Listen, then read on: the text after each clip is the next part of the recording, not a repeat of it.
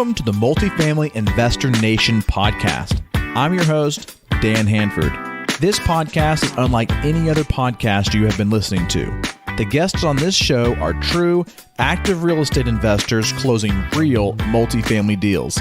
Whether you are an active investor looking to up your game or a passive investor looking to learn more about how multifamily deals are structured, I promise you will thoroughly enjoy this podcast. So be sure to hit that subscribe button so you'll be notified of future episodes. For those of you that are interested in investing passively in these types of deals, in solid, cash-flowing multifamily deals throughout the Southeast, then visit my group, PassiveInvesting.com. Fill out the investor interest form. That's PassiveInvesting.com. If you've closed a multifamily deal in the past 12 months and want to be on this podcast, then send an email to Stacy@multifamilyinvestornation.com for details. Now let's get started.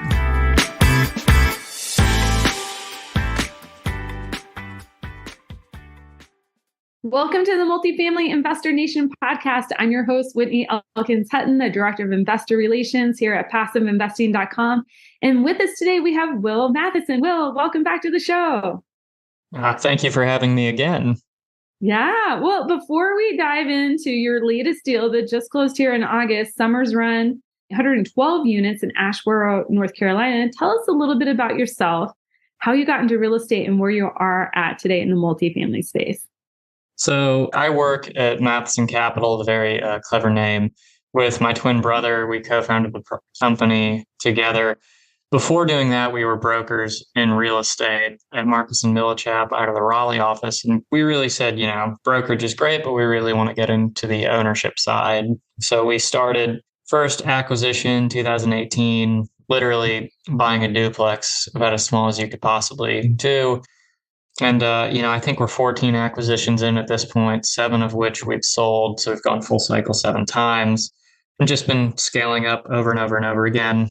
One thing I always say is I always joke with people that where we are today, we feel pretty lucky. We sold most of our portfolio in Q4 of 21, Q1 of 22. We don't really have floating rate debt exposure as the lead sponsor on any deal. So our investors are happy and we think now's a pretty good time to buy. So we're very actively looking.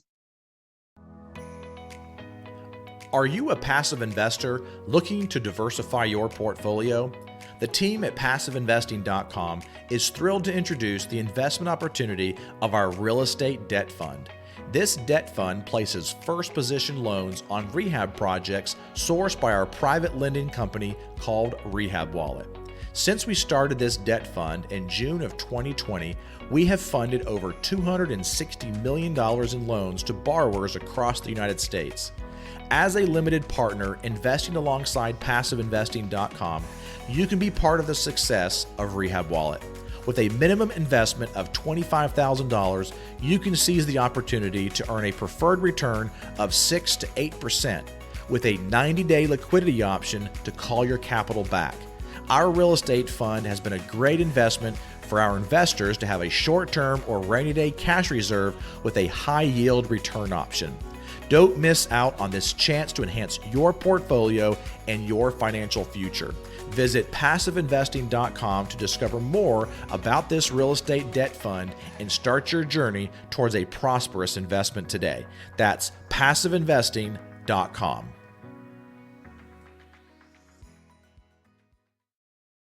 Awesome. Well, let's dive in on your latest acquisition. Summers Run, 112 units, Asheboro, North Carolina. When did you close and what was the purchase price?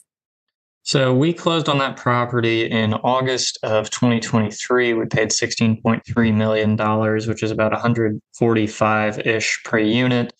It's a 96/2006, 2007 construction.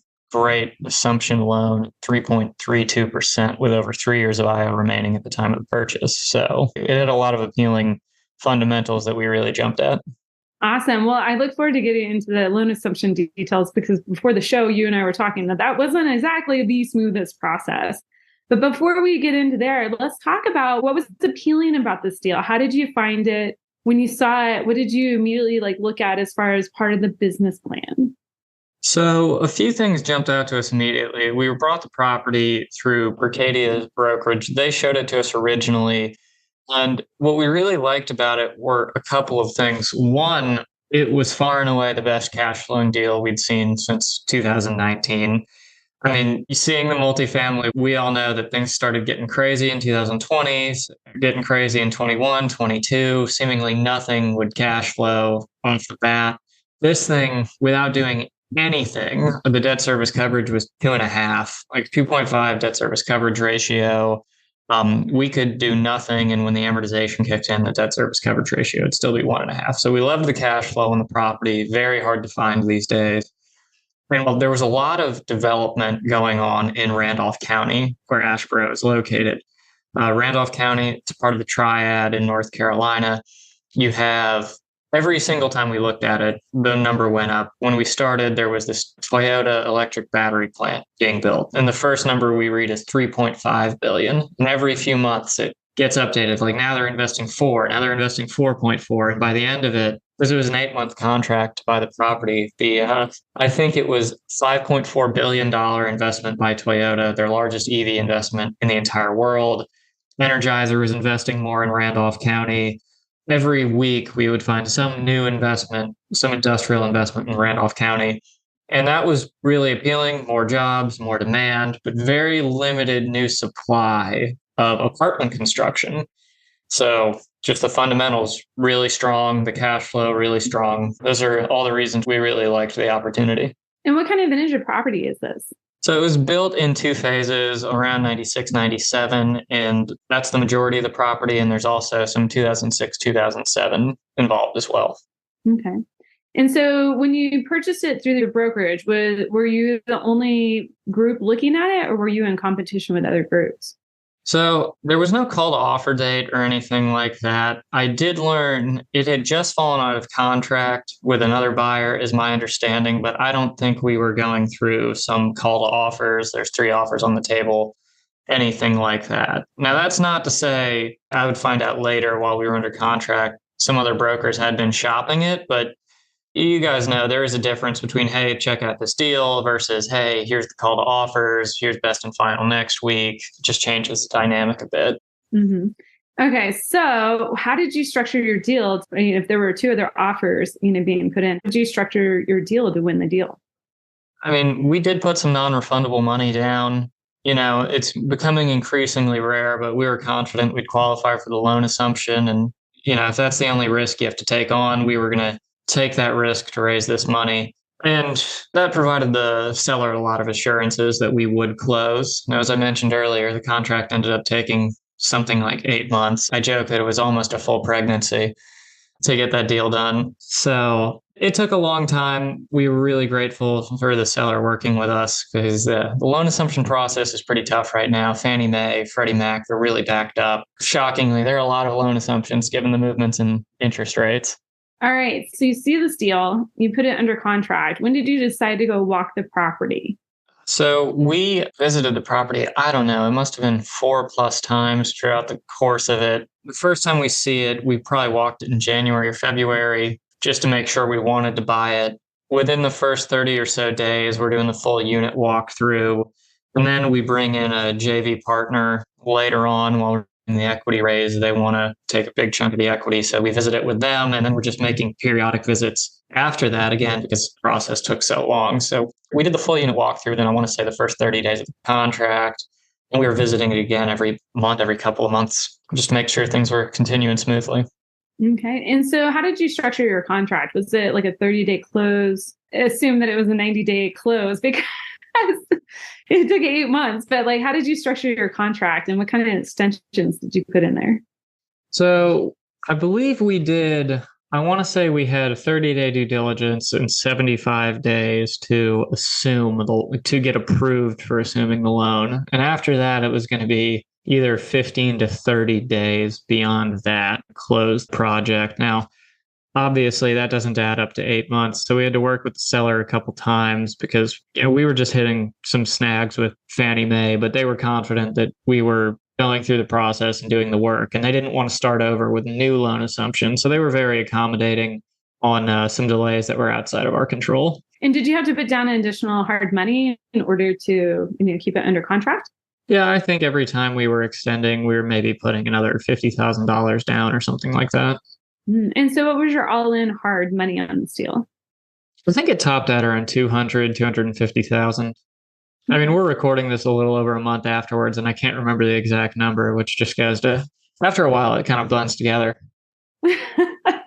Well, you likened it to delivering a child, which, having being a mother myself, sometimes like the month after delivery, you're just like, I'm just so thankful that I have a healthy child, and I'll forget everything else. So there you go.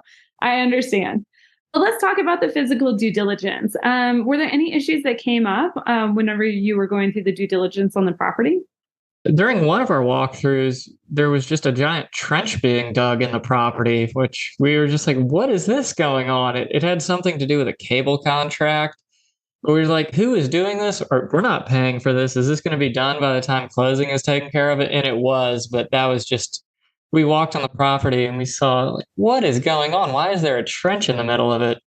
Otherwise, no, the property was in really good condition. 90% of it was unrenovated. So that presented a lot of opportunity. The interesting thing about the property was that there's a vacant, like 5,500 square foot former office building. I think it used to be a pharmacy or something, just in the middle of the property. And we look at that and we're like, we're not going to turn it into an office building like that. We don't know how long it would take to lease, what the tenant, the capex or anything like that would be. And it's also kind of weird just to have that. So for the physical due diligence, we went through this entire planning process of let's turn this into a leasing office because the leasing office is currently in an apartment. Let's turn it into a leasing office. Let's put in some amenities, a package room, a better gym, things like that to elevate the tenant experience. Yeah, that was really the only interesting stuff that came up during physical due diligence. So the property was in great condition. And then what about the financial due diligence on the property? Was there any interesting things uncovered there? Nothing interesting financially. I mean, you always love to be in a position where month after month the rent roll keeps going up. So that was nice. I want to say it went up, maybe collections went up 4% in the time we were under contract. It might have been more. Every single month it seemed to be getting better, but no, nothing really jumped out financially. Very clean deal, nothing hidden that we could find. Looked great.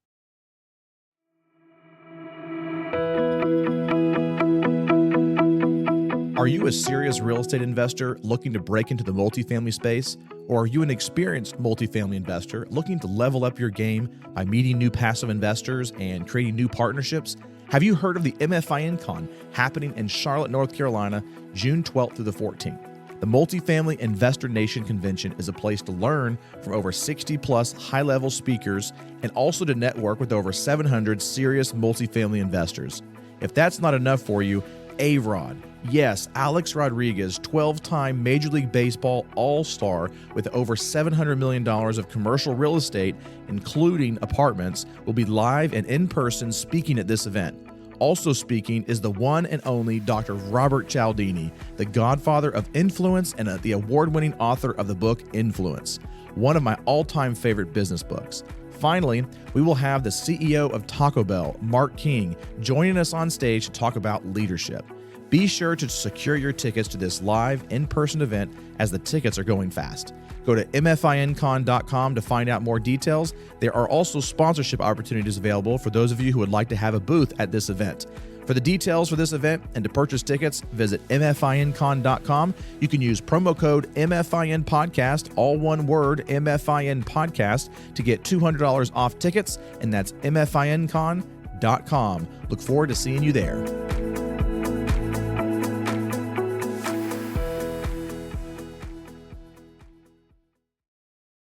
Awesome. Well, and sometimes whenever you have deals that run that length of time, 8 months to close, sometimes the property management tends to take their foot off the pedal a little bit as far as like lease up. So that's good. It sounds like you had a good scenario. Yeah, we were following up on that, but we also, when we changed management, we retained the same maintenance tech, so we had pretty good insight into, hey, is everything moving along smoothly? Like, we're not getting backed up on work orders or anything like that. They did have a manager leave while we were under contract, which presented a bit of a jumble at the property, but by and large, everything checked out. Awesome. Well, let's talk about financing the deal. Okay. So it sounded like you had about 115 days to close. That is well under 8 months. So tell us a little bit about, first of all, the financing structure, right? It is an assumable loan. Let's talk about the rate, how much was left. on that loan and everything. And then let's talk about like what happened here. So yeah, the loan, it was about a $10 million loan. There were 8.5 years. I want to say it was originated in, let's say, November of 21. So right about as low as rates could go. Yeah, by the time we close, there's 3 years, 4 year, or 3.5, 3 years, 4 months, something like that of interest only still remaining on the loan, which is phenomenal. People talk about loan assumptions all the time and they say, oh, the rate's really low. Yes, but if it's amortizing, then your loan constant is really high. So that can still make cash flow difficult. But yes, with a really low rate, with a lot of interest only, and then 5 years after the IO period. So there is 8.5 years remaining on this loan. It provided a ton of security for the asset. I mean, you were locked in at 3.32% for the next 8.5 years. Pretty good spot to be in. I want to talk about the loan assumption process for sure, but I'm curious if this was such a great deal and such good repair with income continuing to grow, what was the seller's motivation to sell? So the seller, as I understand it, had some other assets within their portfolio that did have some floating rate debt exposure. In a bit of trouble, they weren't really in a position to be sold. They needed to sell the sellable properties to focus on the, maybe redirect some cash towards some of the underperforming assets. So it wasn't the property itself wasn't distressed, but it's my understanding there was distress elsewhere in their portfolio. And that's what drove them to sell. I think we're going to be seeing a lot more of that over the next 12 to 18 months for sure. So every month I see a new property that hits the market that's selling for less than it was bought for in 2021. Ouch. Well, let's talk about this loan assumption. Okay, that it seems to be, we gotten through the details, but it seems like we haven't gotten through the story. I mean, the loan assumption process, it's never fun. This was our first loan assumption, but every time I talk to some, grizzled real estate veteran, they tell me that nothing is more annoying than doing a loan assumption. It's back and forth and back and forth. And it's particularly bad these days just because Fannie Mae and Freddie Mac are so backed up because, people don't want to get new financing if they can help it. They want to assume these loans that have their sub 4%, sub 5% interest rates. So, take your typical full exam that they're going to do, every question that they're going to ask you, and then add in that they've never been busier than ever. And it was a long, long slog. It took quite a while. No rest for the weary here, it sounds like. Well, let's talk about the capital raise on the deal. So $10 million loan assumption. So you did say something at the top of the show that you had a JV partner that came in partway through the deal, and then you raised capital on the rest. Tell us, how that all came together. Yeah, so when we first launched the deal, when we first put it under contract and we're prepping the investment materials, we want to send it out to our investor list. We were planning on doing a full syndication of the property. And as we're going through this process, we're collecting soft commitments, et cetera, we had a group come in and they offered about 2/3 of the equity. In this environment, a lot of equity is very skittish. You don't turn that down. We told them, look, we have a lot of investors out here. They're really excited about this opportunity. And we'd had a deal last fall where we were planning on syndicating it. And a group came in and they offered us all of the equity for that. So we had to tell a lot of our investors like, hey, unfortunately, we're going to have to take this opportunity because they're funding the entire project. So we can't syndicate it. We got to do the joint venture. It was very disappointing for them, understandably. So when this opportunity came up, they offered us 2/3 of the money. We were just saying, hey, look, we really appreciate you letting us syndicate the rest of it because I don't want to pull the rug out from under 2 deals in a row. That's not how we like to do things. But yeah, they came in. They drove a hard bargain, but you get to do that when you are providing a big check. But they were great to work with. We got it done, and I'm looking forward to working with them for the next 5 years or so. Awesome. So tell us about the syndicated portion. Well, let's talk dollar amounts if you can. $10 million senior debt position. How much the rest? Did you raise just $7 million, or did you raise a little bit more for like operational and CapEx reserves? Yeah, so we raised, I want to say, a little north of $7.5 million. We had a $5 million JV position that came in.